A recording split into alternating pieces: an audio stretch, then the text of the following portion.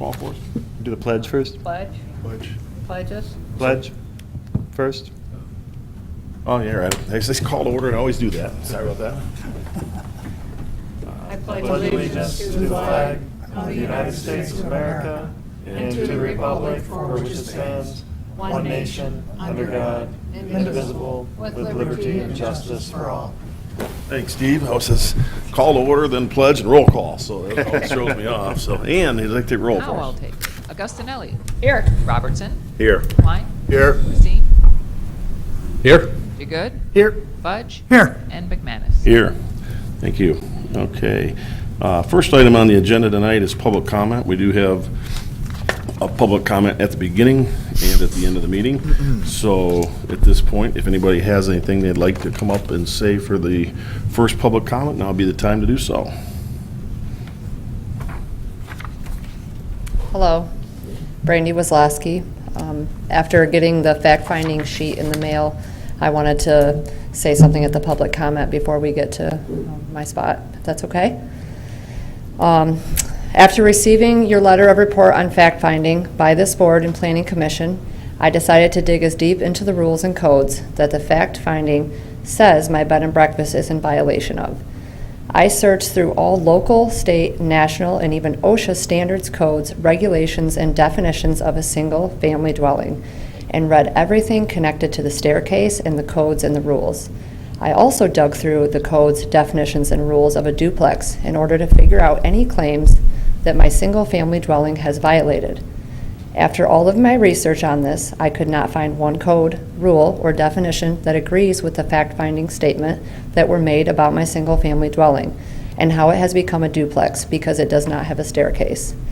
Those words and definitions are not in any code or regulations I could possibly find. So I recruited help. I thought maybe the fact finders were experts in this area. I've now been directed by experts that this is not the case and have actually been shown and studied legal case studies where these claims against my property, now being a duplex, to be completely false and seem to be made up.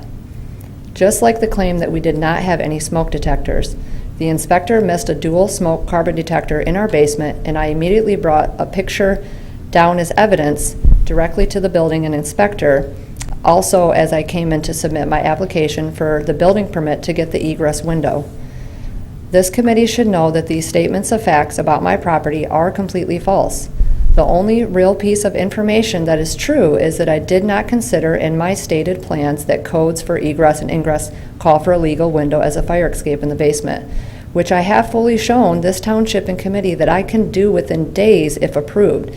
It's just very costly, and I don't want to do this if I'm just going to get denied my permit with statement of facts that include no codes.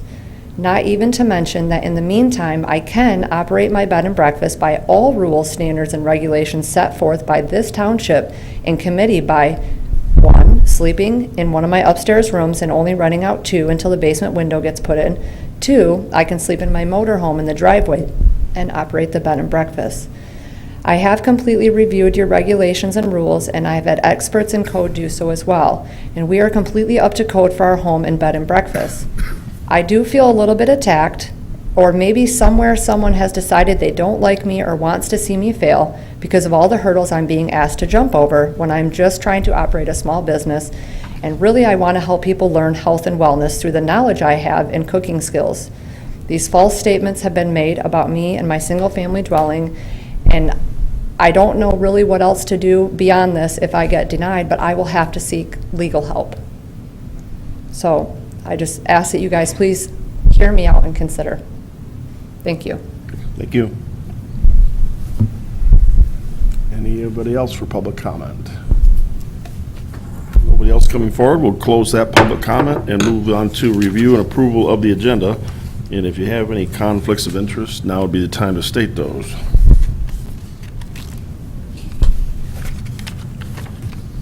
Make a motion that we approve the agenda as presented. Support. Motion made and supported to approve the agenda as presented. Any further discussion on that motion? Hearing none, all in favor signify by saying aye. Aye. Opposed? Motion carried. Next item is the minutes from our June 26th study session. So those are in your packet.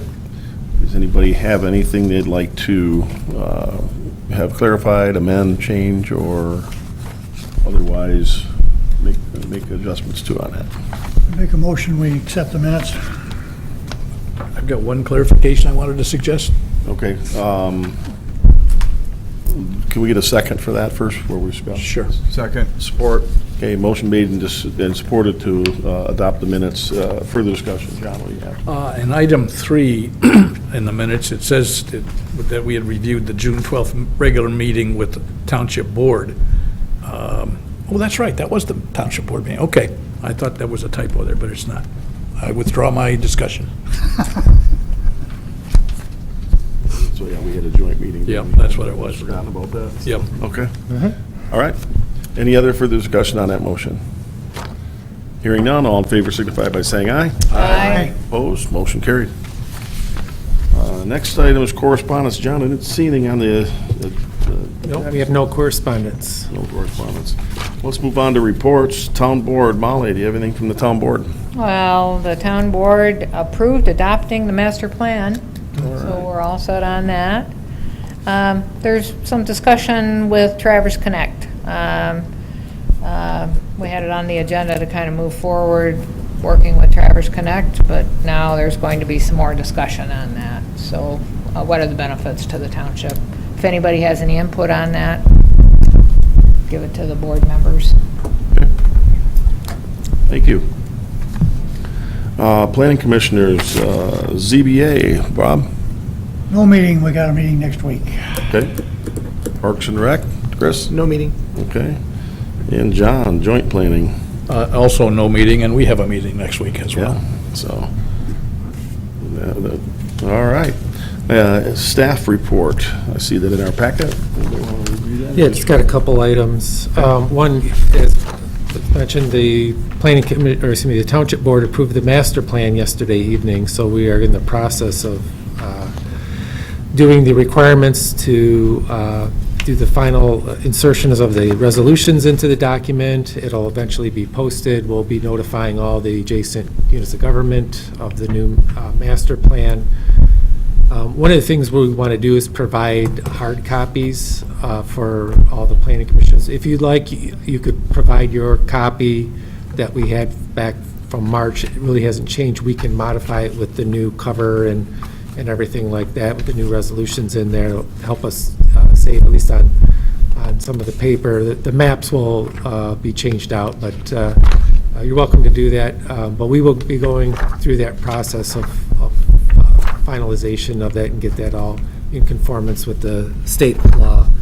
The other item is that in the May-June 2024 edition of the Michigan Planner, which you should have all received by now through the Michigan Association of Planning, there's a interview that Steve and I had with the staff from Michigan Association of Planning. We got a nice little article in there along with some of the other communities in Michigan related to housing and how things are happening in that. So kind of a nice to see that as well. But that's all I have. Okay, thank you. Moving on, item 6, unfinished business. Item A is the Planning Department Report 2024-47, Potter's Home Retreat Bed and Breakfast Special Use Permit, Findings of Fact. Who's going to take this one? All right, he's going to cover this. All right, thank you, John. So this was introduced a couple months ago. We had a public hearing last month and then had some follow-up at the study session. And as you've already heard, we had some comments at public comment from the applicant. But this is the findings of fact that staff prepared. A couple things I want to mention before we get into some discussion. We put together a timeline of not just the application, but all of the documentation that we could find, at least anything that was written. So we have the application as submitted by the applicant. We have anything that was related to enforcement that we discussed last time. We have notes from staff that visited the site. Staff also commented on, there's a couple things that we put in there. There's the zoning ordinance has definitions of both a bed and breakfast and has the definition of a vacation home rental. So at least we are considering those two different uses since they're defined as two separate things. So we went component by component of the bed and breakfast definition. At least what we have seen and what we have gathered through all of the written documentation, it is staff's finding that there are things missing from here that would meet the definition of a bed and breakfast. As we discussed at the last meeting, specifically that if it's going to be the innkeeper's residence, then that needs to be wherever the innkeeper is residing, needs to be up to code. You heard the applicant earlier. As far as much as I'm aware, I had not received anything additional written submittal since the previous meeting, so I'm going by what has been submitted. As far as like meeting the definition of a single-family dwelling, or meeting the definition of dwelling unit and being up to code for what that dwelling unit can be. And the other thing was the connection between the upper level and the lower level. The zoning ordinance also has definition of a single-family dwelling and a two-family dwelling. And part of the two-family dwelling is that there is a separated space between, that the only access is through the outside. If you have to go outside to get to the other part, those are two separate dwelling units at that point. This is according to our understanding, or at least my understanding, of the definitions in our zoning ordinance. So could it be possible to alter this site to meet those definitions? Potentially, but I'm looking at what has been submitted, what has been observed, and then how does that apply to the different standards for both bed and breakfast and the findings which are based on the review criteria for a special use permit. So that is what is in the letter. A lot of this is several things that we've talked about before, but based on that information, there were several of the criteria that at least we felt were not met. So, but you've also heard from the applicant at the beginning. I think if planning commissioners have any questions, we should discuss.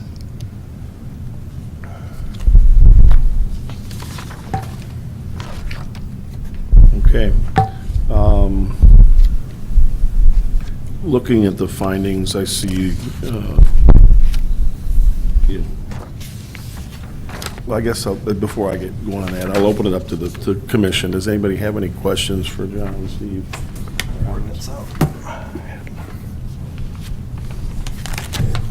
Do we have any documentation in our zoning ordinance, or what's it say about a single-family dwelling pertaining to the stairway?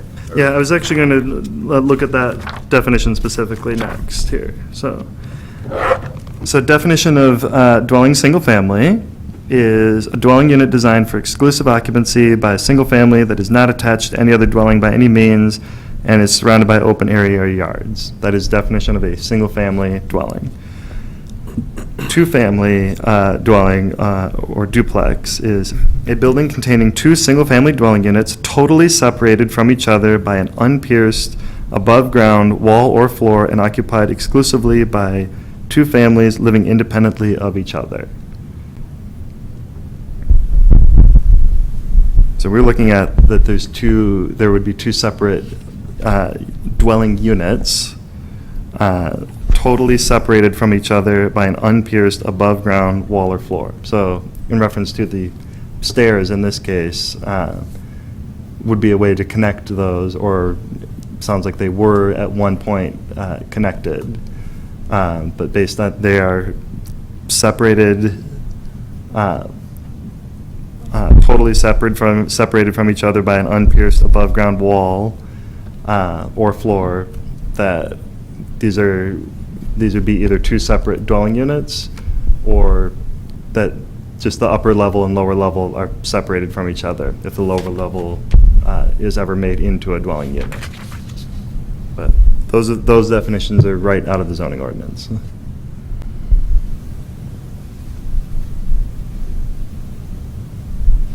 Well, Yeah, go ahead. so if she says that she won't use the lower level and just sleep in one of the upstairs bedrooms, can she rent out the other two as a bed and breakfast, or no? If she lived in one of the rooms upstairs and then rented out the other rooms, and then if the lower level were not, if it wouldn't matter if that were up to like a code for a dwelling unit. If it weren't, then it wouldn't have to be a dwelling unit. Yeah, in theory, yeah, you could do that. So would she have to make another application if she wanted to go that way? Or at least amend this application. Again, we're going by what they have shown in the application. If we would like to amend the application, that could potentially be a way to do that. So they're, just looking at the picture of it, there's a garage Mhm. on that ground floor level. Yeah.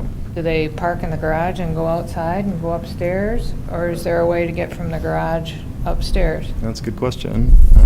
No way to get from the garage upstairs, but I don't even park in the garage because If you could speak into the mic, sorry. Oh, Yeah. sorry. Yep. I don't park in the garage because I have too much junk, some of the guys seen. I park in front of the garage, and then you would just walk around to the back door. Okay. Thank you.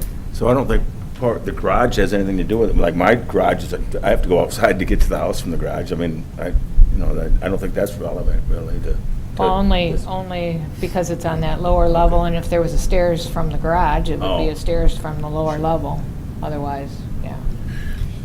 Did you make, if memory serves, did you say that at the last meeting, by definition, by our definition right now, that's a duplex, is that correct? Correct.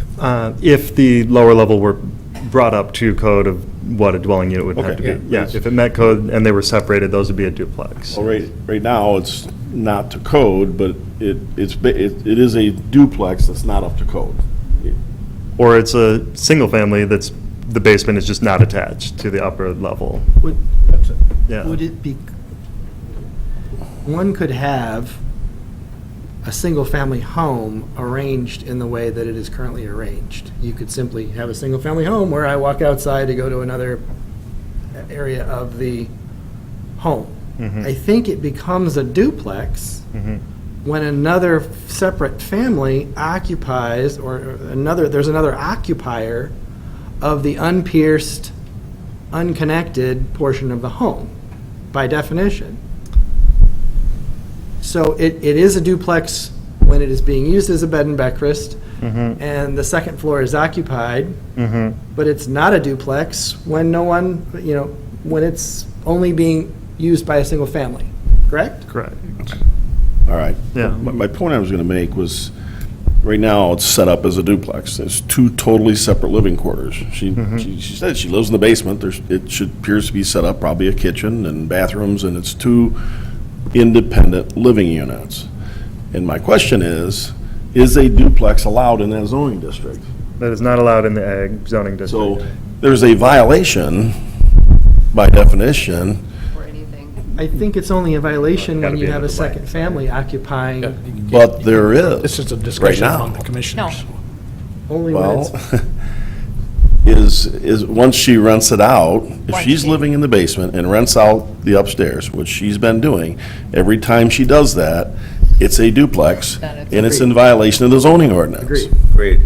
Okay? Yeah. So if that's the case, how can we consider anything if there's a violation that continues to happen there? And, I mean, I was coming in anticipating that the proposal was going to be to put the stairs back in, connect it, make it a conforming, single-family home, and would be dealing with that and moving forward with, does she comply for a bed and breakfast? And in fact, the applicant made comments at the last meeting that was her plan. Now, tonight I just heard an ingress-egress window. Okay, well, an ingress-egress window just makes it a compliant duplex, which still makes it against the zoning ordinance. Now, what am I missing here? I guess I think that follows. we're considering approving an application for a dwelling that's not compliant to the zoning district it's in. Well, and I would add that it's basically been operating as a it's not been operating as a non-compliant bed and breakfast. It's been operating as a non-compliant short-term rental. Yeah, and it maybe, probably based on some of the websites and literature we replied. Oh, no, I'm saying it can't be a bed and breakfast because it's a duplex when there's a second, it's technicalities, but Right, it can't so- really, so it's a duplex when there's a second family in there. And to the extent that that has occurred, it's been operating as a short-term rental. Okay, Joe? the lawyer would have to tell me. Well, that's what I was just going to ask. Has staff consulted with the township's attorney about this yet? No, we have not. I would like to That's to my suggest that knowledge. before we take any further action, we have the township's attorney study what's before the township attorney to study. The record that's being made tonight, the paperwork, the draft findings of fact, and then bring this thing back and we have some guidance. If that happens, you'll have to direct, you have to make that request. We do not have that ability. No, I know, I know. So you'll have We to, can, though, right? the planning commission, but the By motion. staff does not have access to the attorney. So I'll make a motion that the planning commission request that the town board, or does the town board have to do the authorization? I don't think so. I think we can approve. Am I wrong on that? I'm not sure. I'd I have to. don't know either whether we can, there is a line item in the budget for legal. We have legal services for. But I don't know whether, we've never done that, so. Well, let me just make the motion that the planning commission requests the township attorney to review This case. this item for discussion tonight regarding the B and B, and the materials that have led up to it, what's been presented tonight, and provide some guidance regarding the single-family versus duplex interpretation question that we're struggling with. Okay. I'll support that, and I have one other input after we vote on this. Okay, so let's, we have a motion on the floor to request the township attorney review the application and all the material associated with it before we take any further action. Any further discussion on that? All in favor signify by saying aye. Aye. Opposed? Okay, motion carries. Do we need to table this officially then, or do anything with it from, if we're not going to do anything else tonight with it, do we need to make a motion to table? I would suggest I would that. recommend tabling. I have it. a question to Go ahead. ask. Yeah. first. I was wondering if it would be beneficial, or if we could ask the applicant to clarify if they want to, if they're going to actually make that stairway, or not. Do you think that we should add, so way that's clarified, what? She's here. On the record. I'm willing to let her answer that question. That's fine. That's actually why I was raising my hand. That is still the plan. I still want to remodel and put the stairwell in and put the egress window in for more than just a bed and breakfast. It's a legal home. That's what I want it to be. So yes, I didn't want to run out and do it if I was going to be denied. So I started looking at codes and stuff because the letter made me feel like I was about to be denied. So I started looking into everything and talking to, authority figures and stuff about it. So, but yes, I want to put the stairwell in, I want to put the window in, but I need to know that I'm approved if I do so. Then I'll spend the money. I was willing to do it within a couple of days. I have Whiteford & Associates that will jump off a job and come do this for me. So, thank you. Thank you. So, I guess I was somewhat shocked. I'm curious, I guess, I think the planning commission ought to be able to request legal services to help us do our job. So. We are Yeah, requesting. we have a But- budget. But I mean, I'm not sure whether we have to go through the supervisor and ask them. Usually, people just don't go out Sure. and go to the attorney, so whatever we need to do, we have a motion on the floor to Right. get advice from You an just attorney. approved a motion, We'll yeah. seek it, and we can do it however we need to do it. Okay. And I guess I'd like, because my recollection, and it's not in the previous minutes, but my recollection is, I thought we kind of said to you guys, boy, it seems like the township attorney ought to weigh in on this. Am I misremembering, or? I don't remember it on this particular project. I don't remember. I don't recall that either, but I missed the last meeting, so you may have. Okay. Well, then I would like to know, I guess, procedurally, if we want to suggest that you as staff seek the services of attorneys, if we need to make a motion every time. Because I recall that there have been other occasions when we've said, you know what, the township attorney ought to weigh in on this, that, or the other. I think the And I motion will thought that- help in that case. There's now a formal request from the Plan Commission. Yeah. Yeah. But I'm kind of surprised that you're not able to, as staff, to be able to say, or go to the supervisor and say, hey, this is a real tough one, and we're all stumped, and we'd like to have X number of hours or whatever to weigh in. We have budget for it. Right, right. So it surprises me that we have to make a formal motion.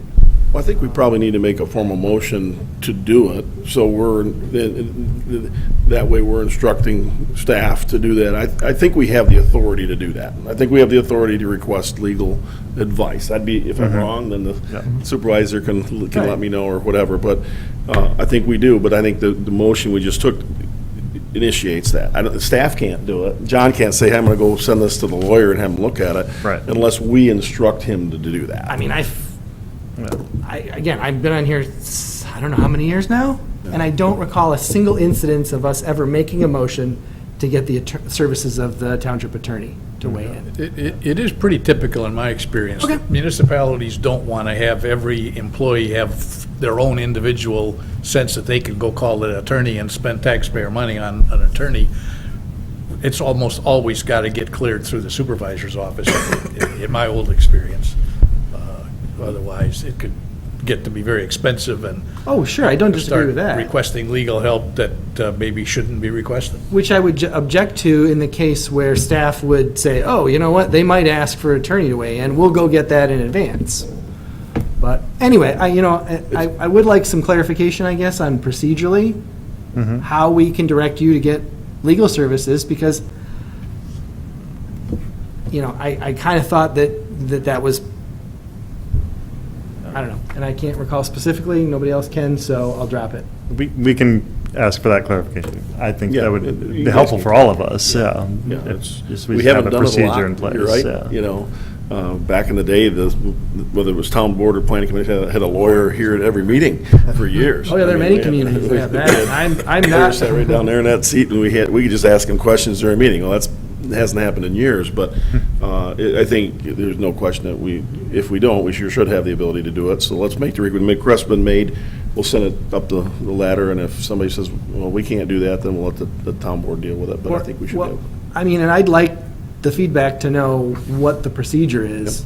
Yeah. So that we can provide you guys clear direction when we think that the attorney should weigh in, and it's not, I think my thoughts have been passively said, oh, maybe we should get some condiments to the attorney, and anyways, sorry, I'm dragging this out. No, it's good. Good question, good discussion. All right, so we still have the application in front of us. We've requested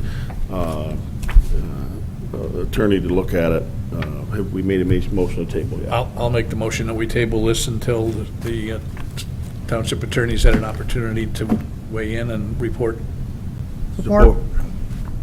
Okay, motion made and supported to table Planning Department Report 2024-47, the Potter's Home Retreat Bed and Breakfast Special Use Permit. Any further discussion on that motion?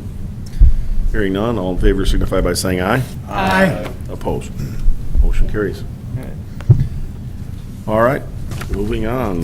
Item 6B is Planning Department Report 2024-51, Tower North Wireless Tom Facility Special Use Permit Update. So who's taking this one? I got this one, wireless communication. Okay, Yeah. I was looking for a .com and it said .com, yeah. so that kind of threw me off, so. I was like, I could have abbreviated or went with Yeah, smaller but- font, and I was like, I'm going to go with abbreviation, so. Got it. I'm going to set the ordinance down. So this item was introduced at the last meeting, and there was several questions that the Planning Commission had over a proposed wireless communication facility, a cell tower over on Zimmerman Road, on the same site of the Alpers gravel mine site, just north of Silver Lake Roads. So the applicant did actually provided kind of a point-by-point update or response to some of those questions. And then most of the rest of the staff report was kind of updating based on that information of the standards that we looked at in the first introduction. I think it answered quite a few questions. I think there was still a couple kind of outstanding items we might want to talk about, but I think it answered a few things. They provided some renderings of what it would look like from the road view from a few different spots, which was one of Planning Commission's questions, what that would look like. I also corresponded with the township engineer. So this location is about 3/4 of a mile away from the Heritage Estates old water tower, which is no longer in use as a water tower, but has some communication facilities on it. A few things are co-located on it. And it's about 3/4 of a mile away. Applicant provided some additional information as to why that was not chosen when they did their search area. And I asked the engineer just kind of what the kind of future of the water tower is. There's no immediate plans since there's co-located equipment on there at the moment. Just sort of the near-term future would be to keep that, but long-term, it is a former water tower. I wouldn't be surprised if that was moved somewhere else or relocated from that site.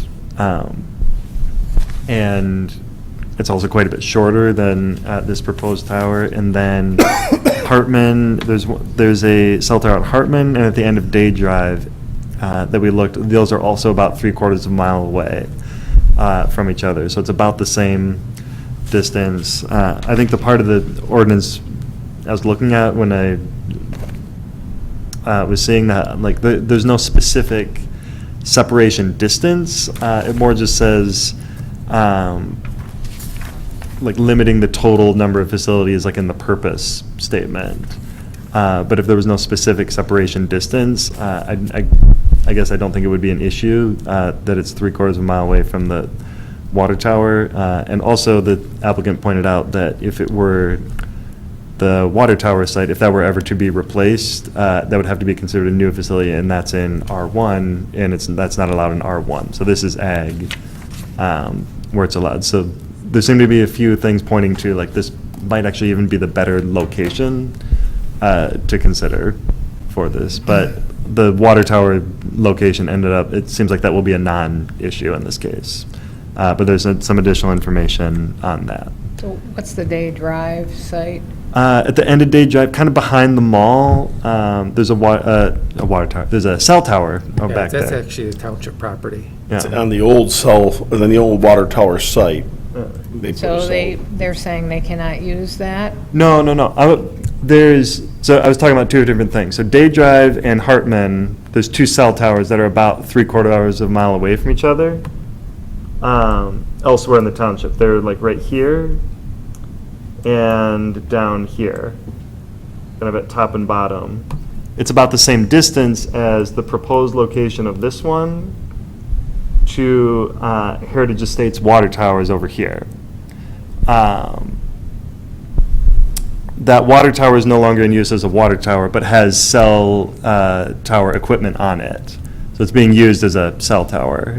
So we have no criteria for how far away. What we're trying to do is not cluster a whole bunch of cell towers all over the Right. place. So Right. if they're 3/4 of a mile away, can they use those? And It was, I think they're required to, like, at least as far as I understand it, like, investigate using it as a co-location location.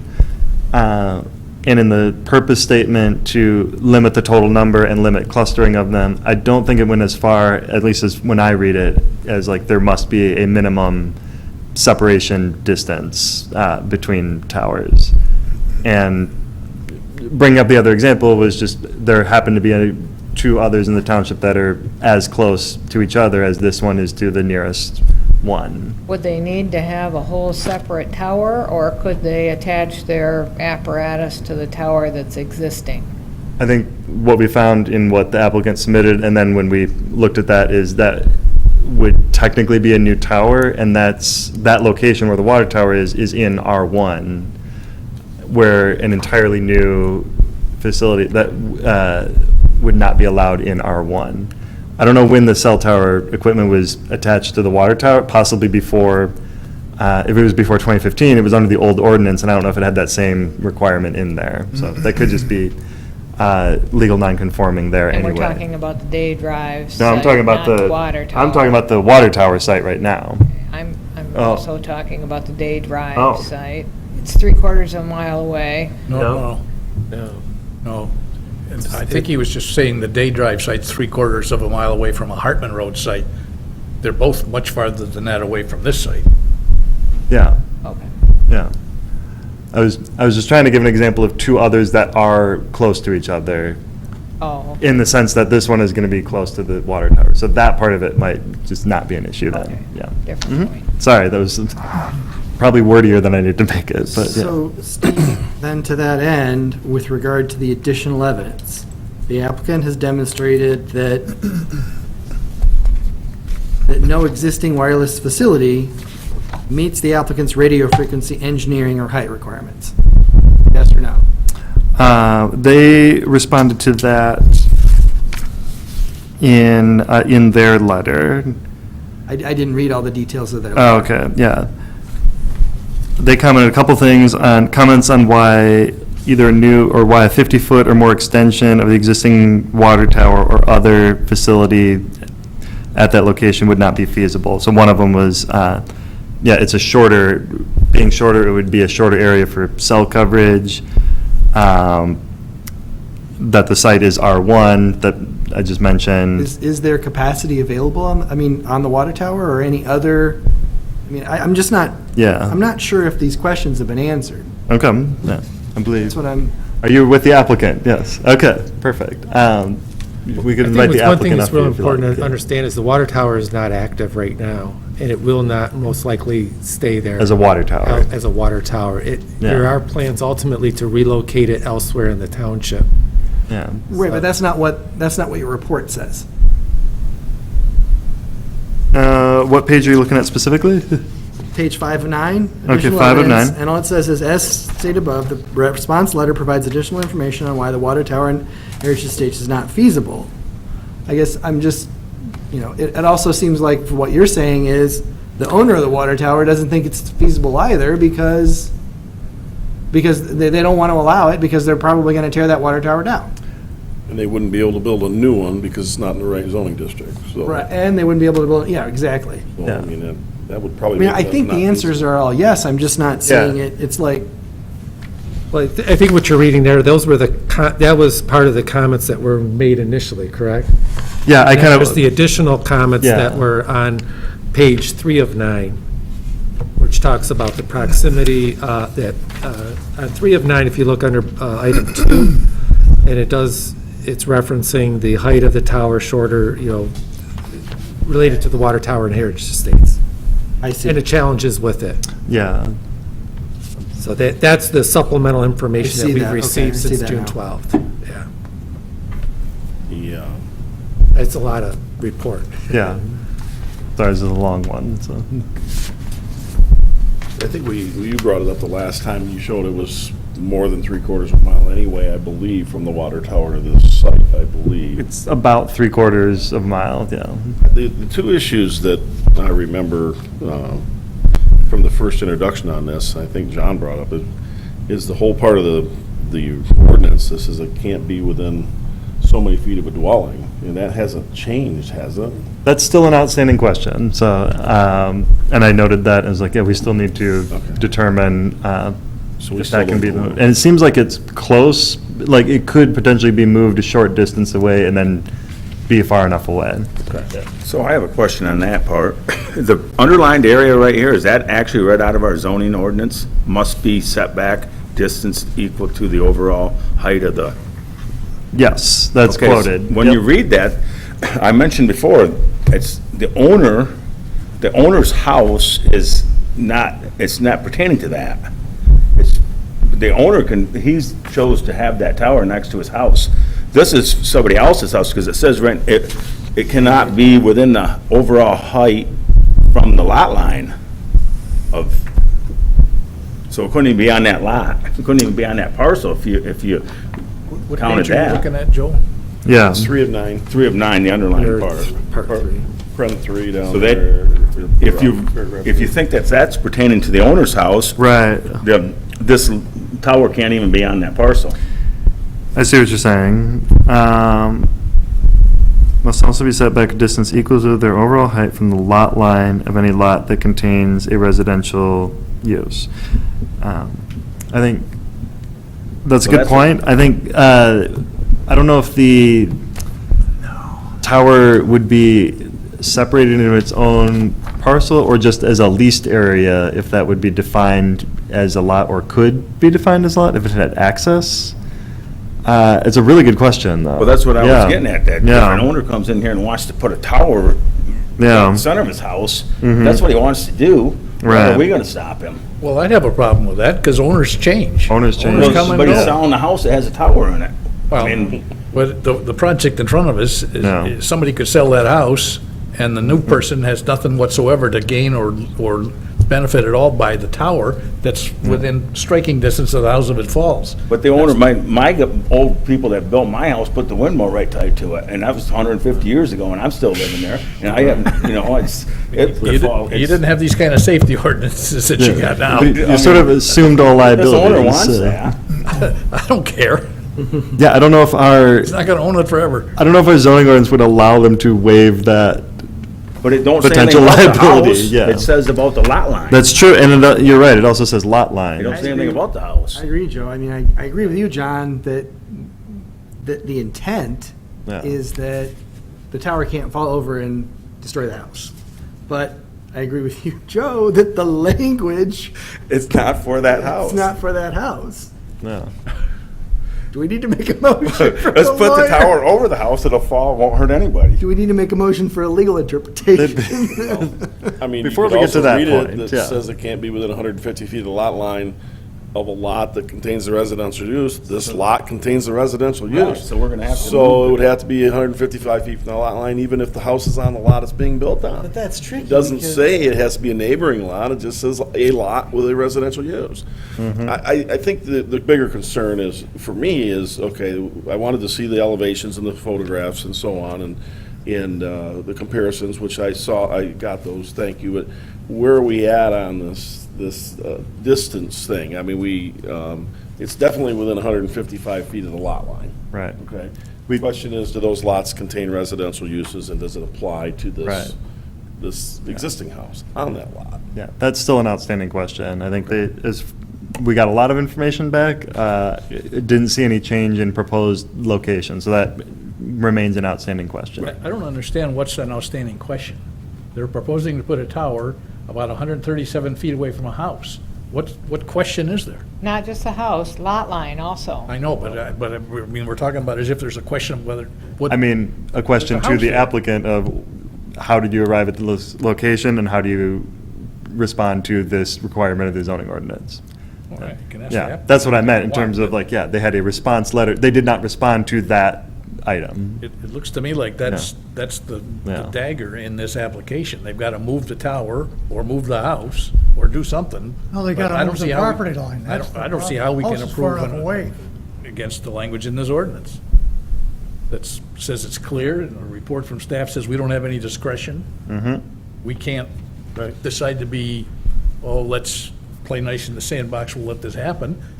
It's clear, we can't approve it.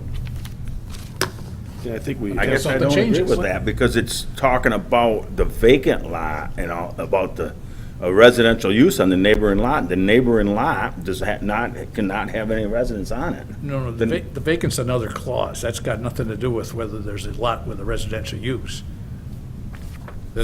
Or a vacant property, or something within a residential zoning district. There's So three there's different nothing things. within a residential zoning district. The residential zoning districts are a half mile away. Right, but it is within the distance of a lot that contains a residential use. That's the problem. Well, it's on it, so it's on, what's that, 50 acres it's on, so they have to move it somewhere off that 50 acres, if you're really using that ordinance. You could maybe see about splitting off that portion of the parcel. I know they were looking at doing an easement, but that may not be sufficient. It may not actually have to do a parcel split. Yeah, even if you move the lot line, assuming you're not moving the house, you can put lot lines anywhere you want, but they can't put the house someplace Right. further than the lot line, so you're still gonna be too close without either the house or the tower being. They'd have to do Well, no, both. that- They'd have to I'm- move I'm it saying- and do it. I'm yeah. saying, yes, the tower would have to move in addition to creating a separate parcel. Yeah, yeah. So where are you seeing anything about the height of the tower within the house? And in this part that's underlined, it don't say anything about, The it structure. talks about lot lines, but it don't talk about the square foot or the footprint of the house. right? Because right now it's on, like, it must also be set back a distance equal to their overall height from the lot line of any lot that contains a residential use. Yes. Right now, it's on a lot that, Yeah, but contains but residential where are use. where do you see anything that says within the, if it wasn't on that, if it was about the footprint of the lot, or of the house, the footprint of the house? I guess I would just say if it has to be set back from a lot line of any lot that contains a residential use, if it is on a lot, then that setback's 0. I think the point Joe's making, though, let's say Okay. the applicant moves it 160 feet from every lot line, so it's compliant. Mm-hmm. It's only 50 feet from the house. Show him in the ordinance where it says that it can't be 50 feet from a house on that same parcel. Doesn't say that, just property line. Doesn't say it. Yeah, I know, that's Well, what this they don't stays say anything about the house. I think the intent here is that it's not anticipating to having this situation. It's anticipating that you have a tower on its own On parcel. its own parcel that's, So in my mind, if it's only what's permitted, so it doesn't permit that. I mean, it doesn't permit a situation here where you have a tower on the same site as a residential use. Yeah. To make it compliant, you'd essentially have to you'd have to have they'd have to have the tower, you'd have to have a parcel that essentially has 155 feet on all sides of it, like it's in the middle of a circle or square with 155 on all sides of it before you get to the next lot that has a house on it. And that parcel still has to meet all the setback requirements. You can't create a non-conforming situation. So it might have to move enough to kind of create that scenario. so how did the one on Hartman Road get built? We didn't have this ordinance. That one, I have no so we idea. measured, we were able to measure the, 155, if you're 100 feet from the lot line. It's right on the road. That's right on the road. Yeah, we have no idea on that. I mean, we don't have any, I don't think, I don't ever remember that coming. right. I don't know what the history of that I had is. several questions about that, too. I don't know I how, just, that one just kind of popped up one day. I don't remember it. you remember when that happened? Could have been prior to the It's ordinance. probably been within the last 20 years. Okay. Oh, Was it yeah. potentially before 2015? It was for sure before 2015. Okay, because that's when the new zoning ordinance adopted. And so I don't know. It's been up for Yeah, at least 15 years. okay. If it was before that, then it was under the old ordinance, and I don't know what those Okay. requirements were. Perhaps these were established in response to other Maybe cell they were. towers, yeah. Maybe they were. Mhm. But And at that time, Chelsea Park would have been, it's PUD, so it was PUD, but these apartments just got recently done, but it still would have been Residential. PUD, yeah, it still would have been a Those residential part of the building- PUD. The layout of those buildings there were always planned that way. They only altered the number of units within kind of the Yeah. general building. So that plan would have been in place Yeah, by that- then. That was like a, The- It was an early 2000s or like, PUD. yeah, 2002 I think the Day Drive or one so. would be safe because there's no residential uses. Well, that motel would almost fall in that motel, but that's, it hits that parking lot. If it's a PUD, did the approved PUD include a cell tower? Because it would be a violation of the PUD if they installed a cell tower within a PUD and didn't get a modification of the PUD, correct? That wasn't a PUD, that's part of that production credit. Yeah, that wasn't on the same parcel. You're talking about Day Drive or Hartman Road? Hartman. Yeah, that's across the road from the. It was not, that was not part of the PUD. No. Okay. On the opposite side of the road. Yeah. Up on the hill. The PUD. Plan developments. There you go. So a question for you. Yes. where did you come up with the language that the height of the tower cannot be that close enough to a house to fall on the house? Where did you? So where did that's you come this up- underlined thing on page 3 of 9. But that doesn't have anything about a house. It doesn't. That's what, That's what I that's the was point saying. Joe's making. It So doesn't- where did you come up, I mean, this is what you have in our Mm-hmm. requested action, that the reason is Right. that it's too close to the house. Where did you come up with that? I'm interpreting, I guess, from that underlined section, must also be set back a distance equal to their overall height from the lot line of any lot that contains a residential use. If it's on a lot that contains a residential use, is that exempt, or is that setback distance 0 now? Makes no sense. So we So- really have nothing that says anything about towers 155 feet, has to be 155 feet from a house. Well, Or if we take this literally as it's presented here, Right. this application will not work. Would not work. No, Right. because Either it is, case. this is referencing that it is on a separate parcel and not on the same parcel. So we just, in looking at that, we just interpreted, well, okay, if the intent and spirit of what that is, and, this, we kind of took that and adjusted it just to say, okay, it's the height of the tower has to be the distance away from the house. But literally, if you interpret it, this would not be a viable application because it'd be in violation of this Because requirement. it's on residential. Yes. And I don't think there's anything Agriculture. in there allowing for placing a tower on the same site as with a house.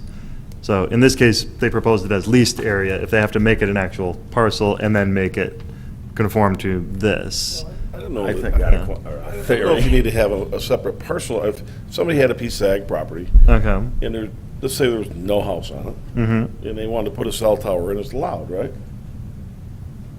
That's a good, If it's not within the height It's of not, the it- tower, all it has distance to from be a lot is line. far enough from the lot line. Right. Mhm. It's a 155-foot tower on an 80-acre piece of hayfield, and somebody wants to put a tower on it, Mhm. our ordinance allows that.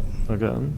Okay, so because this one has a house, I don't think it precludes them from having the tower. I think you just need to clarify, does the tower have to be 155 feet now? Common sense would dictate yes. Mhm. Okay, whether the ordinance dictates that or not, I think common sense would. But Right. I think, it's Then you have the lot line issue.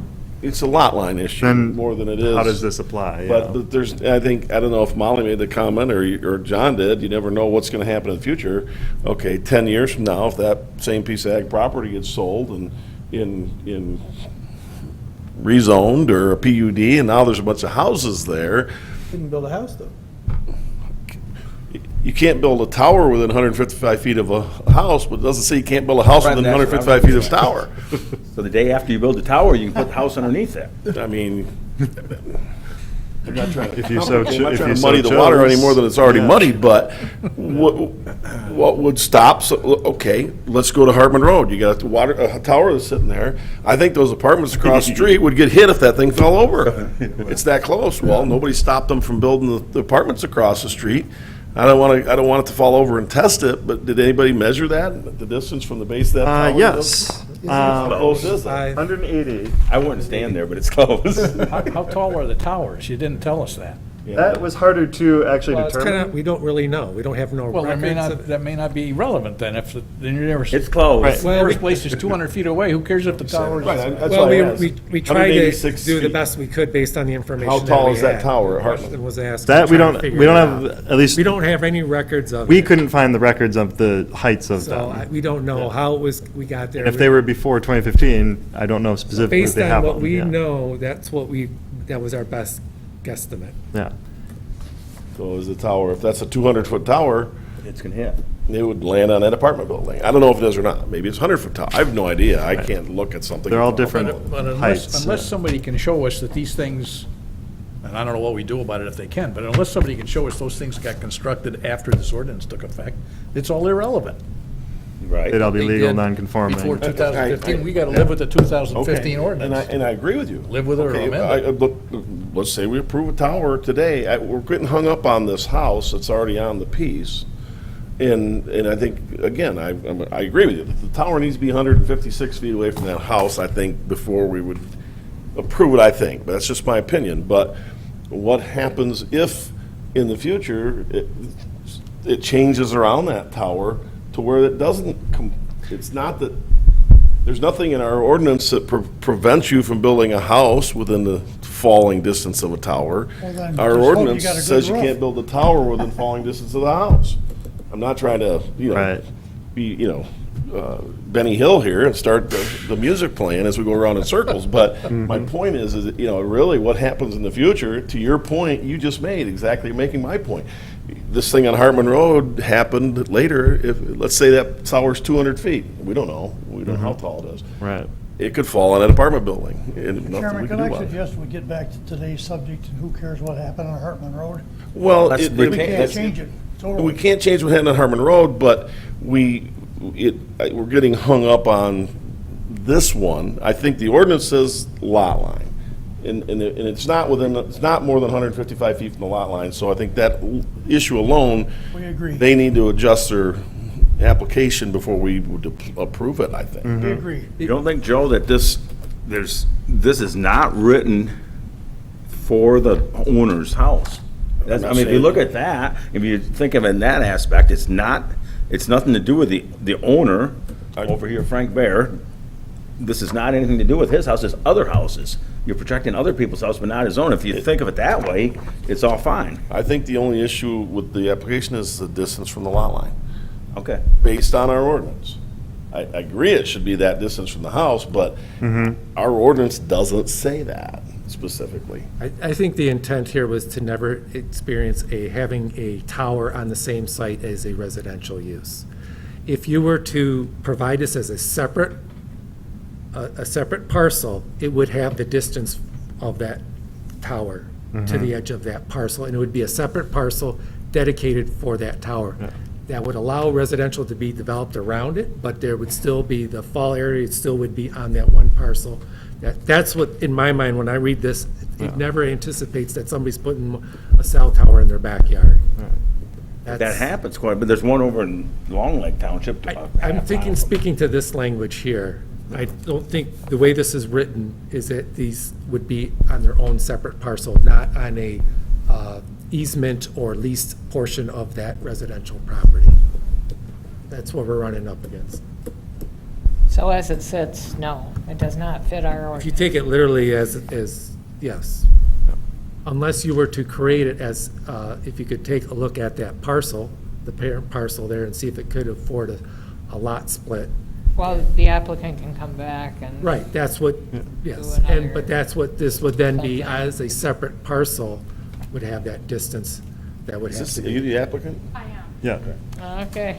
Yeah, if you'd like to hear from the Well, applicant I there, mean- here, and maybe can answer some of these questions. I will invite her up Yeah. if anybody asks her any questions. We're having, Thank you for your what's patience. that? We're usually not this confused. Yeah, Clear I up mean, some of these. let her, answer a few of our concerns maybe, so. This is, as far as we know, I think the first cell tower application possibly under this ordinance. Under this as far as ordinance, So, thank you for your patience. Of course.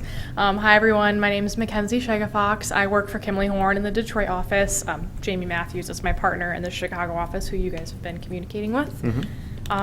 The first thing I want to clarify is that there is an agreement with the two current property owners that Hexagon will buy that house. There's not going to be a new homeowner of just that house. Okay. So that we don't have to worry about somebody moving in, buying that house in 3 years, and I can't remember, the 137 feet, so that will no longer be owned and used as like a residential use by Frank. So who would buy the house? Hexagon? Hexagon? Immediately, or when Frank Nolan wants to occupy it? It's my understanding that his goal is within like the next year or so to become a full snowbird. So it seems relatively soon that he would like to not occupy this home. They are both on the lease, and understanding that that is the legal intention, that he will no longer own that house and Hexagon will. So he's gonna sell the house to you folks? To the mining company, Oh, Hexagon. the mining company. Oh, to Yes. Alpers? Yes. Are they gonna leave the house on the lot, or are they gonna raise that house? I'm not sure what their intention is, if they're going to raise it or not, or if they're going to use it for their own business purposes. Okay. Let's see. If that house is gonna be potentially used as a residential use, I don't think what you just said is gonna solve the problem. I think the house has to go or cease to be used as a residential use. Well, I don't think they are intending to like lease it out and rent it as a residential use, is what I'm getting at. Like, there won't be a homeowner, it won't be used as in the residential purpose. Like use it as their office potentially? Yes. Okay. Trying to remember all the other questions, sorry. Yep, There was that's quite a okay. bit. Is there any other specific one we want to touch on first? I got a couple. Yep. I guess two simple, obvious ones. If the tower is proposed at 155 feet and it's 137 feet to the house, two questions. Is there a chance the tower could get moved roughly 20 feet further away from the house? Or is there a chance the tower could be reduced 20 feet in height? Verizon needs the 155 feet to cover the gap. I'm not sure if you have this in your package, the visual map. Yeah. There is, it's in here somewhere, but let's find it. Might be buried. That might take a while to Yeah. load for a second, but it's in the packets as well. Is it Exhibit D? The half-mile search radius, or is it the RF map? Looks like this. That one. Colorful one. So in order to cover the gap of coverage between the two existing towers that you mentioned earlier, it has to be 155 feet to fill that space and then have consistent coverage throughout the area. There you go. Thank you. It's current and then width. There's the current. Well, and it's not my place to suggest to you what you guys do. I'm just, those are just open-ended questions. That the whole problem goes away, I thought, if the tower's shrunk. If you can shrink it, if you can't, can you move it? And I was thinking that the 155 feet was to the house. I hadn't been focusing on the lot line thing, so maybe moving it 20 feet doesn't solve that problem without somebody creating some changes of lot lines. So, So you're saying they're not gonna, they couldn't lower the height? They may not get all the coverage they want, but would a 135-foot tower be better than what they got now? They're very firm on the height Very of firm this on the- proposed okay. design. so is the, remind me, is the current proposed site of the tower compared to the lot line of the property, is that more than 155 feet? My understanding was it wasn't. The property, the lot line to the south. How far is the tower from the lot line to the south? It is, let's look here. That's 137 to the house. It's a whole lot less than that to that lot line. This looks like 15, 15, and then I've got 80 feet. like on my 80 map. feet. So if that proposal is 80 feet from the lot line, we can't approve this anyway, based on the underlying part of the ordinance, where it says it has to be 155 feet from the lot line. Only, but that's an agriculture It's- neighboring right. property. Any so property that may in the future be used for residential. That can't be used for anything. That property's that dead property. Yeah, but all the ordinance says is property line, doesn't say for what. I mean, how do you Yeah. define dead property? What makes it dead? Well, you can't go get a building permit tomorrow. You can't go get a land use permit for any house on that property. Oh, look, is that part of the Crown PUD? It's part of the Crown PUD. Is that common areas of the Crown? Yeah. Okay. No, it's still the parcel that you don't have lit, I think. A triangle piece? Oh, You got that, a little Here's triangle piece. Alpers, oh, this one, No. That one, There, that one. there. that little one. that one there. What is that? Also White Pine Yeah, Partners it's, and White Pine Partners. So these are the same, and I think they both Yeah. were in the Crown. yeah, it's all in the Crown, Oh. everything So around it. I've heard you call that a dead piece of property. what makes it dead property? What means somebody can't come in the future and acquire that and build houses there? Good question. Actually, I'll. Okay, and I would and add- if you read our ordinance, that we can't let a cell tower go 80 feet from that property when it might in the future be homes. Well, I have no problem with the cell tower, move it further from the lot line. Even if they turn the house into Alpers's office, great. They still gotta move that tower 80 feet further away from that lot line. but if I don't think if it's a community area of a site condominium, the Crown, isn't not by default, by definition, a residential use. The Crown is a residential and golf course use. Well, it's not a residential zoning district, but I would argue that it's definitely a plan unit development is residential use. It's all self-contained, so it does contain a So then, residential any use. lot that contains a residential use, the lot is the site condominium. It has to be 150 feet from that regardless of the that's- whatever the shape of it is, that's all the PUD. Right. So it's gotta be 150 feet from that. And if they're gonna turn the house into an office or do something with the house, because our ordinance doesn't specifically state house, I don't have an issue as much with the house as I do the lot line. Get it 155 feet from the lot line, and I don't think it's a big issue. I mean, but I think we get caught, Joe, on, you do a lot of cell towers around the state? I'm becoming more familiar with them, yes. Okay. Baptism by So- fire, they call it. Yeah. So, you might, I'm interested in your thoughts, but my thought is that there may have been an intent here to keep these structures, the falling height from any residential structure that they could impact. That may have been the intent. I don't think that the language, as we've discovered, achieves that. Maybe it wasn't the intent, but I think that we can't just decide for ourselves that, yeah, we can let them put a 150-foot tower next to a building, a residential structure that they could have potentially fall on. See, I disagree. I agree. I think Or a the lot intent of the line ordinance that's is to 80 keep it feet away. within the property A lot boundaries line. that it's Lot on. line issue is there too. Well, the lot line's pretty clearly defined, Yeah. and that pretty clearly affects an adjacent Residential use. residential use. Yeah, see, So, when I yeah, that's- reread that underlined piece several times, and I'm interpreting now, I interpret that to mean if that thing falls, they want it to stay on the property it's on. I don't, whether there's a house there or not, they want it to stay within. If it kills the sleeping residents of the leasees. Well, because our ordinance talks about the lot line. Whatever the height of that tower is, it has to be that far from the lot line. So if it falls over, it's contained within the site that it's built on. I don't disagree with you that that's what the language says.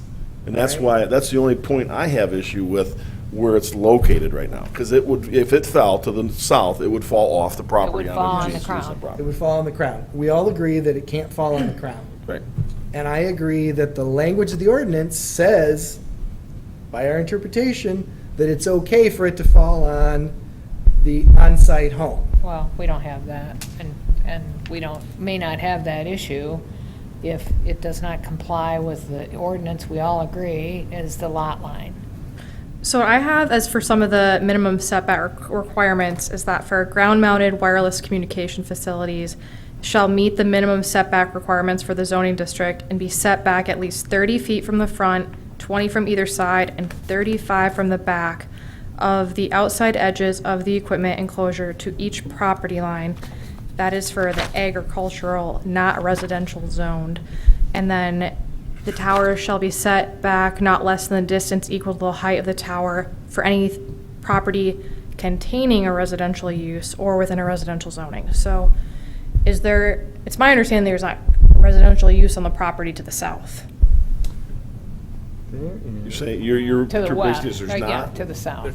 Directly to the south. See, There's not currently a house on it, but I think what's just been discussed is that property is all part of a PUD, which is all residential usage.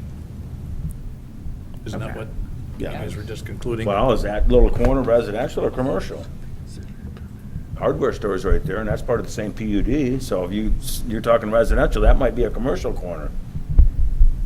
Just as easy as it Right. might be a residential. Somebody could pull the PUD and find out.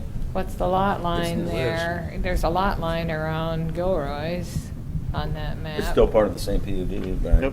Mackenzie, what are the chances of the whole tower just getting moved 80 feet or thereabouts to the north to solve Joe's problem? I'm asking my partner, Jamie, now, actually. She's watching from Okay. remotely. Hey, Jamie. So, Okay. but our concern is that there is a very large mining facility here. So if we were to move it, we're starting to encroach on that. And we don't know, like, what to what extent they are going to want to move south, like what level of mining material for aggregate is there. So that also becomes a conflict as well. I think it puts it out in the middle of nowhere too, and them trees that they're trying to hide it behind, they lose them, I believe. Yep. That's a good But point. if They we do don't- create a visual barrier. If, I think using Chris's term, we punt on the house, say, okay, they can build it 10 feet from the house, I don't care. They can get their 80 feet away and just be closer to the house. If the house becomes a commercial or an office use, we don't care how close it is to the house. It can be right next, just like your windmill, okay? Build it right next to the house. Now it's 180, 155 feet from the lot line, and it's no closer to your aggregate pile. It's just closer to the house. How about the road? Can you have it be close to a road? Yeah, you build them right on the road, the other two are. Well, yeah, but we aren't. But those were pre. Ordinance does not, but I think it's still, that house has got to be more than 100 and some feet. It's quite a ways back from the road, isn't it? We can measure it. I'd say only It's not that. How far, No, how far listen. is it from the house to the road? This to the road. Oh, it's not gonna hit Zimmerman Road in this case, is that what your question is, Joe? No, not this That's what I'm case, but saying. if you Not move it 80 225 Tower feet. is Yeah. somewhere to the west or south of that house. It's not gonna hit the road, and it's not gonna hit the neighboring property, and it could be further from the mining operation. If I still have a concern, if they are some way able to convince us that'll never be used as a residence, then the lot line is the only issue to me. So How if you- far from the If lot you can line? move the tower, even if it's right next door to the house, Yeah. it'll be like a commercial building or something like that. Yeah. So just to make sure I'm understanding the concern, my notes make sense. Okay. You guys would be looking to move this tower 150 feet instead of 80 feet. It would be north, so there's your south property line. It's currently proposed at 80, you'd want it 155. Yes. Whatever the height from of the lot tower line. is. Whatever the height of the Okay. tower is, it needs to be that far from the lot line. From the lot line, not from the existing tower, Right. just from the lot. That's line. about Yeah, it 155 would be feet. 75 feet further in some direction that's away from that lot line, whether it goes north and west a little bit, or north and east a little bit, Right. anywhere in, So it's 155 from from the lot to the south, and then from the house as well. No, not the Not, house. you're saying not the We're not house. at this Okay. point. If it's Okay. not gonna be used as a house, Okay. I know, John, you're chuckling, Well, but no, I hear what you're saying. I can Yeah. already tell you, the next meeting I'm at, I'm going to make a recommendation to staff that we amend the zoning ordinance and add a clause that it's not within the house as Yeah. well as the lot line. I This is ridiculous, I- that we're going to let them put a tower right next to the house? Give me a break. Well, and that's why I'm saying, is there potentially an error in the intent of how this is written? And I'm curious about other ordinances throughout the state, and whether, if they're written in the same way, is this common language? Or would we find that the common way of writing it is that it can't, you have to have it set back from a principal residence, or whatever language to prevent it from falling on somebody in the middle of the night. Now, the likelihood of it falling, I think, is, when was the last time we heard a cell tower fall over? They could just do Well, it. those I don't windmills know. fell over in the Wanna mention tornado down that. south, and those were bigger than this, but And perhaps, did they? I don't know. I don't know. But, I don't know, we're really bogged down, and I don't think it's mention- ready to go to a public hearing.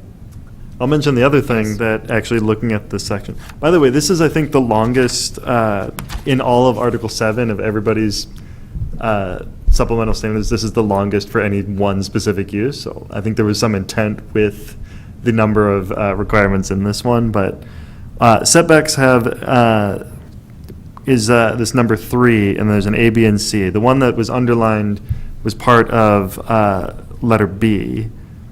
Letter A was just that they meet the minimum setback requirements for the zoning district in which they're proposed. It also notes here, though, that 3C in that section, the setback requirements specified in A and B above are minimums. Any proposed wireless communication facility or antenna proposed and requiring special use permit application and approval may have a greater setback requirement imposed by the planning commission if substantiated by a need to minimize the visual, aesthetic, and public safety impacts of the facility or antenna. So if for public safety reasons needed to be the height of the tower away from a house. That was my question. Now, Okay. what about somebody talked about it won't fall 155 feet. Is there any expert opinion on that we can get to see if it? That was something I think submitted in the application, is that it Yeah. like snapped. Could you speak to that a little bit? Yeah, the structural engineer through Verizon, it's explained that it's designed to buckle near the top. So it is designed to fall within an 80-foot radius. And it can be designed to collapse further onto itself to make that radius even smaller. So if there is ever any extreme wind, we're talking like a tornado tearing through the area and taking everything out here, level of extreme, it would Yeah. buckle. This is not like a 20-mile-an-hour breeze we're talking about. Right. So, yes, there are some that are designed to just quite literally fall right on top of each other, and then some, if there's nothing in the area, can have a farther radius expansion, but it really is just up to the structural designer. Okay. Well, my thought is that the applicant needs to work with staff to further, because we can't take it to the public hearing and then move it 150 feet, or move it. So I think the applicant has to work with staff to bring us something that meets the ordinance. I'm not sure you have clear direction, because I'm both concerned about, I guess if you can resolve the residence issue on the property by making it not a residence, that becomes a non-issue, except that you can't build the tower until it's no longer a residence. So you're waiting for your applicant's waiting for the owner to become a snowbird, permanent snowbird, until that could be a condition of our approval, right? Potentially could be a condition. Or you locate it so that it's sufficiently removed from the residence. Maybe we feel differently if it's just a business office for the gravel pit. So, I did just hear back from my partner, and she says that we can work with the property owner to see if there is a more viable location, and if they're open to shifting it somewhere on their property. We're talking about moving it to the 75 feet north. That we can have those conversations with them. Okay. That this is the location that they had previously agreed to. Okay. We can circle back to them. Yeah. So here's about 155 off of the lot line to the south. And then if you do the same from the house itself, I gotta get it back to, it defaults to metric for some reason. 150 feet, 55 feet west of the house. So I don't know, if there's area in here. I don't know if they're intending on mining all of this, but if talking to the owner, if there's room in that kind of area potentially. Yeah, we can absolutely have those conversations with the owner. If it turns out they could move it north, but they can't move it further west for whatever reason, and you got the conflict with the residents, if you could get it so that there is no residence. It's Then- either then you don't have resolve it that one way or the problem. other. Then you Yeah. don't have that problem. But until that's not a residence, I, for one, don't see how I could vote yes.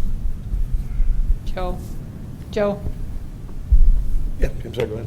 let me open up a little more can of worms. Why not? You Yeah, said, enough already? you said that the engineer can design this tower so that when it collapses, it won't collapse 155 feet. It will collapse 80 feet, or even 40 feet, or something else. We don't address that. This is kind of newer to us. But if this tower and what we approved was a tower that could collapse down to 40 feet, it's not falling on anything. It's not going on the lot line. It's not going anywhere else. Are people willing to have that discussion? I'm willing to listen to anything, but my instincts are saying no. The applicant's expert is forecasting that it's being designed to do this or it's designed to do that, but our ordinance doesn't talk about what it's designed to do. It's black and white. It is, It's got to that's be the true. height of the tower That's measured Which with has those it as a lines. So minimum. I don't see us having any discretion to rely, even if we wanted to, on the opinion of an expert that that's not what's supposed to happen. I think your earlier statement that we need to revisit that ordinance. Yeah, maybe tower technology has evolved, although I did read what was in the materials from that expert, and there was plenty of equivocation. It's most likely, and all kinds Oh. of wording that his lawyer put in his letter, so he's not going to get sued when it doesn't come You're not gonna as put it your was When it supposed falls to. on the house. Yeah, so, Okay. But I think that things could be quickly resolved if they say it's not gonna be a residence, we're gonna turn it into an office, or we're gonna move it. We're gonna move it to a different site and put it as a home on a different site. This whole thing, they could move the house and put the tower right where the house is now. Yeah. You know, and everything would be solved, so. I, for one, am satisfied with this doesn't have to go on the Heritage Estate water tower. I think we're beyond that. To me, the only real criteria that's a problem is the distance between the length of the height of the tower and the distance to the lot lines or to the houses. Yeah. I would even go so far as to add that there may be room for interpretation with regard to the PUD and its residential use. I mean, we had our own interpretation today, but maybe there's latitude in there for an outlot in a PUD. to Common be- areas of a PUD, yeah. Common areas of a PUD are not considered a residential use. I don't know, maybe there's latitude there that gets the applicant what they need, that we're comfortable with. I still think we're starting the intent, we're starting to sound like lawyers ourselves, but I think the intent was if it fell, it stays on the property that it was built on. And if you move it 80, it would fall 75 feet into that property. Well, if somebody were walking their dog, then it fell off the property. I think the lot line is the lot line. I'm with myself. So. I guess I would have to disagree with that because there's the setbacks of 30, 35, and 20 feet from a property line for a ground-mounted telecommunications. Yeah, that's only item A of one of three. You But- gotta read, I'm B thinking like and C. lot line, like 80 feet to Right. lot line versus Well, 30 you in there. you read A, now you read B. Okay. It says it has to I know- be, yeah, I know, yeah. but that, what you're saying is it has to be 30 feet. If it's a 20-foot tower, 30 feet's great. Okay, if it's a 30-foot tower, 30 feet's great. But if it's a 150-foot, 5-foot tower, it's 155 feet. Now, A goes away when it becomes a 155-foot tower. So, I mean, am I wrong? I mean, it's. No, that's right, that's Yeah, absolutely. that makes Right, sense. the A is If you want to put a regarding the 30-foot zoning tower, you can put it setbacks. 30 feet from the lot line. No problem, we'll sign up today. But once you made that tower 155 feet, according to our ordinance, it has to be 155 feet from the lot line. Yeah, That's item B of A, B, and C that you were just reading. yeah, so. yeah. But B does say, B refers to residential or occupancy or residential use. So if it was, couldn't ever be residential, and it is not residential now, then you could put the tower so that it falls onto the adjacent property. But we could also decide under C that we're not satisfied with that, and then you're right. And how do we know it won't ever be used for residential? Yeah. Especially with the PUD, it allows you variance from the Yeah, dimensions guarantee and that it's never going to be residential. changing of uses and so forth. The way to avoid all that discussion is just make it 155 feet from the lot line, Yep. and then deal with the house separately. Okay, so no public hearing. What do we? Yeah, what are you I think we need proposing to, I here? think it needs, I think if The you go application needs to before be a public reviewed. hearing, you want to make sure this is buttoned up, because I think there are going to Yeah. be people here, particularly from the Crown, that are going to be interested in this application. So we're tabling, would you like a motion to table? That would make the most sense, yeah. This is, Okay, we don't see cell towers often. We haven't seen one yet, at least Yeah, since I've there's- been here, so. I'll make a motion that we table PD 224-51, the cell tower issue. motion made, supported, to table, planning department report 2024-51 and not scheduled for public hearing. And there's support for that motion. Further discussion, I guess I would say, if they come back with a revised plan, would we be willing to look at that at our study session and schedule a public hearing if they were able to get the materials to us? That would be possibly a tight timeline. I can follow up with the applicant. I mean, I don't want You to, I took really don't notes, want so, to yeah. just keep pushing Yeah. it down the road. Overall, I don't have a problem with the cell tower. I think it's a need. I think, You I've just, made comments, I've dropped a lot of calls at the top of Green Hill because Right. it's a dead spot. She's one of the things that we run into is the public hearing notice is that 15 days. So- Notice, okay. So if you did go to the 24th, that would, Yeah. We happen to have this Well, we do happens to be, actually have an this is extra the month with the Wednesday. 5th week, so we could still yeah, schedule. you could do that, yeah, Yeah. because it would be, we would notice it on July 20th for the August meeting. I like John, don't like to use our study sessions for things, but I think this would be one where if they come with a complete application that meets all the requirements we're looking at, I wouldn't personally have a problem with this. So we scheduling can the come public back hearing. in 2 weeks. Would Yeah. that give the applicant time to You'd have to negotiate? kind of discuss what you were saying with the owner and with the other, yeah. We'll But- try and move it up for you. And then all we're doing is scheduling a public hearing for our first meeting in August. Right. So, Okay. If you're able to, we could potentially do that, so. Puts a tight timeline on you. Yeah, but if not, then we would probably just revisit it at August and then schedule a public hearing for September would be the other way to do it. Can we just loop back on those dates one more time? Okay. Because that was. So our next meeting, we typically do action items at the first meeting of the month on the second Wednesday. That's what today is. But we have a study session on July 24th, 2 weeks from now. The fourth Wednesday of the month. Yeah. Every month. And we would get packets out on Thursday, the 18th. So like basically in a week We'd need it So if we within got a you something by week the from today. 18th. at the very At the latest. very latest. Yeah. Oh, We'd want it by, end of business, July 17th. yeah, that would We be, have to still prepare information. for we'd the still have to write a packet. report on it, Yeah. so yeah. Okay. But, yeah. And maybe that's too tight of a timeline. I'm just throwing that out as an option. Well, if it works, it I mean- works. If not, then we go. Yeah, with if Plan not, B. then we just go back to, yeah. Otherwise, the August meeting is August 14th. Yeah. So I'll talk with my partners and Yeah. we'll talk with the client, and if they're amenable to the 150 feet Yeah. north Mhm. and west, we'll get Okay. those updated and Yeah. be in touch. So are we gonna agree that if they're 150 off that property line with the center of that tower, we're gonna let them do it? 55. 155? Is that what, 155. the height of the The tower? height of from the tower. From the center of the tower to the property line? To the Right. property line. And the And house that's is- black and white on the ordinance. The house, it doesn't say it quite as black and white, although there's that section C that seems to allow, if the planning commission's, for public safety or other reasons, A and B were minimums if they wanted to do an additional, it sounds like there was at least some inclination that they might be interested in doing that, at least there's some concern about that. If it's a Basically, if it's possible to get 155 from the house, that would assuage a lot of concerns, Yeah. is what I'm hearing. Right. Yeah. Okay. Motion made and supported to table this. Any further discussion on that? Hearing none, all in favor signify by saying aye. Aye. Opposed? Okay, good discussion. Next item 7 is new business. Any new business to come before the board tonight? No new business. Okay.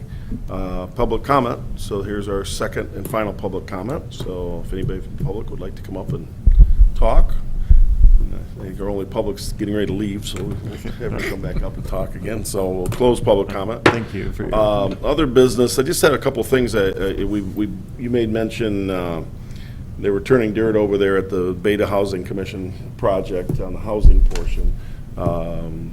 So that's good. So hopefully they'll start getting some construction and walls going up, because I'm sure that Beta wants to get into their new building as soon as they can, so.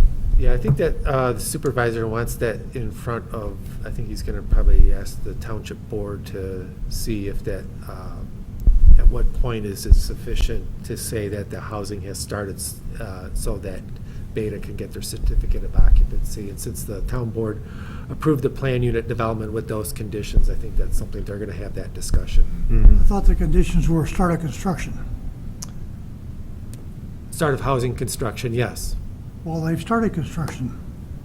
Well, this is something that the township board needs to sign off on I to see if it's understand met that, that condition. But they've started construction. We were very I clear, spent my whole life doing we were very construction. clear it was walls up. So I know Well, that they're, wasn't- Walls up was not part of the, Oh, So- yes, walls up. so I think it's also really important to understand how that condition got to that point in understanding the process and discussion that went through that. Again, it was the township board that had that requirement, so I think that's where the supervisor wants to have that conversation with the town board. what requirement? The condition of the starting of the housing construction. So we're back to Joe's walls up, eh?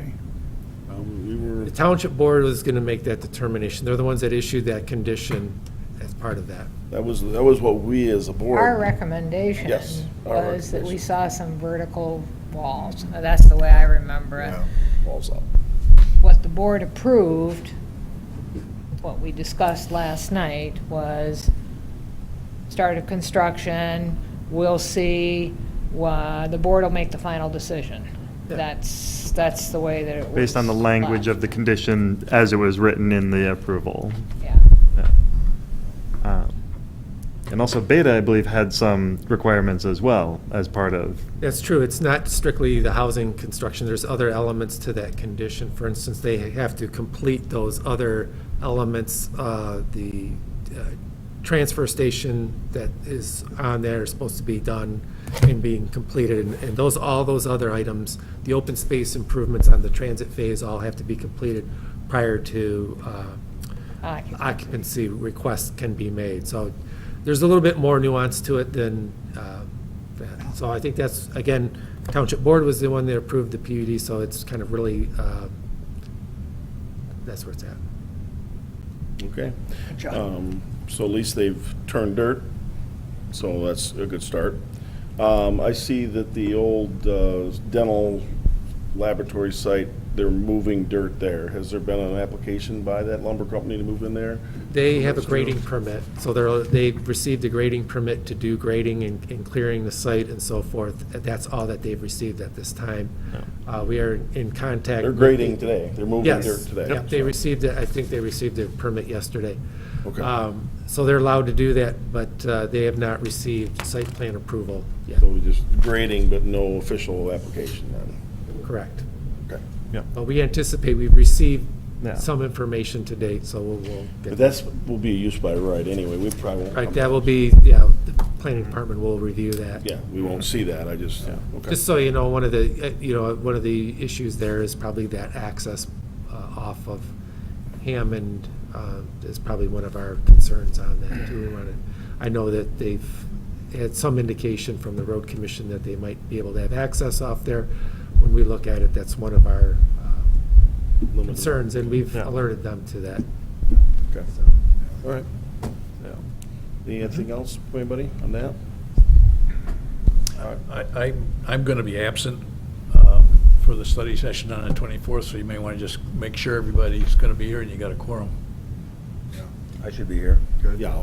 Do you have input on some of these vacation rentals and some of that before the meeting, since you're not going to be here? We're going to be, I think at this point, on the vacation home rentals, it's going to be very preliminary, very introductory. There's two components that we're going to be drafting. One is an amendment to the zoning ordinance that would allow them in the commercial districts. And then the other part is the companion piece, which would be a licensing ordinance, which would be I mean, I think it would be good for the planning commission to see that and see how that all Yeah. works together. Not necessarily that the planning commission makes a recommendation on police power ordinance, but I think it's important to see the full picture. And I think at this point, we want to just see how it all fits together and does it make sense. I've been monitoring at least the Michigan Legislature website. It's still in the House committee, so my guess is when it goes, it's going to probably go fairly quickly, but at the same time, we don't feel like a real need to rush this. We want to make sure we get it right in a way that fits Garfield. So I think we have some time here to work through this. Do we know if the governor is in favor of short-term rental? She has to sign it. Yeah, I don't know any of that aspect to it, only from what I just monitor on the website, see if it's, coming out of committee and all that. Yeah. Hasn't been introduced in the Senate either, so. Oh. So there's Well, that. could It's take just some strictly time. House committee right now. So, items for the next agenda, as Molly and John were just discussing, the zoning ordinance update on not only signs, but vacation rentals, Traverse City master plan review. We're apparently going to look at the Traverse City plan a little bit, or? Yeah, so we gave you kind of like an intro letter to it at the last study session. They are in their Right. mandated review period, so we've sent responses to some of the other ones. Other neighboring communities as we've gotten them. So there's some areas that might be worthy of looking at, responding to as they pertain to where the city and township kind of meet on major corridors. They have a mobility action plan as part of theirs, so transportation focused, kind of separate but included as part of their planning process. So insofar as there's corridors, including non-motorized corridors in between the two communities, might be something to take a look at. But yeah, we can take a look at that at the next one. Possibly the cell tower public. Possibly this, if Possibly we- introduction to some, and then, Yeah. and unlikely, but maybe the review from council on the bed and breakfast. If we get any information on just even procedure on like clarification on how do we want to handle this? Because in this case, Well- Planning Commission made a formal motion, so we can always take that information back. To Chris's point, let's find out for sure what that process is. Right. Let's just get it Yeah. through the attorney. Yeah, Yeah. okay. Yeah. Okay. All right. Also, not really an agenda item, but since we passed the master plan yesterday, we'll be preparing the final version of that. I don't know if commissioners have the draft. Most of the text did not change. We just have to insert the adoption language on a couple pages, and then all of the maps got updated because of the boundary change. But if anyone has their draft and would like it just updated, otherwise we'll be preparing final copies as well. Yeah, that's what you Yeah, mentioned at the I mentioned beginning. that, before. Yeah, so. When would you need our draft copy? Whenever it's convenient for you. Yeah. You bring it to the next meeting. If you bring it to the next meeting, we can collect them. Put me down for, I'll bring you the draft Yeah. eventually, when I remember it. Okay, I if people would bring, too. yeah. Maybe I can just stop by next week and drop it. Yeah, if you Sure. stop by, that's Yeah, fine. feel free to drop it off at the front desk or whatever. Yeah. Do you want the appendix too, or just the master plan? Appendix, yes, because there were maps that Everything. needed, yeah. Okay, give me Yep. both, Bring both both, documents. if you do drop it off, bring both of these in. Okay. Will do. So we're bringing them in, and then you're gonna update them, is that? Yep. Update them and then put like a nice cover and back on them, and that'll be the official, now, as of yesterday, adopted master plan, so. When you give it to us, could you give it to us in a spiral binder rather than this kind of binder? That way it's easy to put new pages in and out if they get amended. Sure. over the We next can do that, 5 years. yeah. Whereas you can't really do that with those. Yeah, Yeah, absolutely. we can do spiral bound, or just a binder. Yeah. Like what you're writing on right now, both of you. Okay, yeah. You guys should take credit for, those were done in-house. Those were not done out. These guys. Right, I told the board yesterday, I think we spent maybe around $8,000, like, for the survey. That survey was the big thing for mailing costs and Right. all that, and, but pretty much everything was all done in-house. Steve did all the maps, we have a good staff around here, and good cooperation from, community and our neighbors and all that stuff, so it went a pretty smooth process.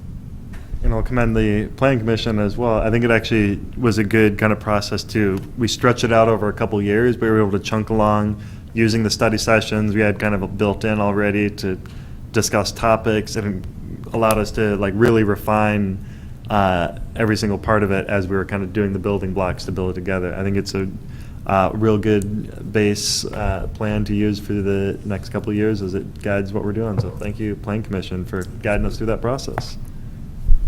Good to get it done. All right, if there's nothing else to come before the board. Make a motion, we return. Return again.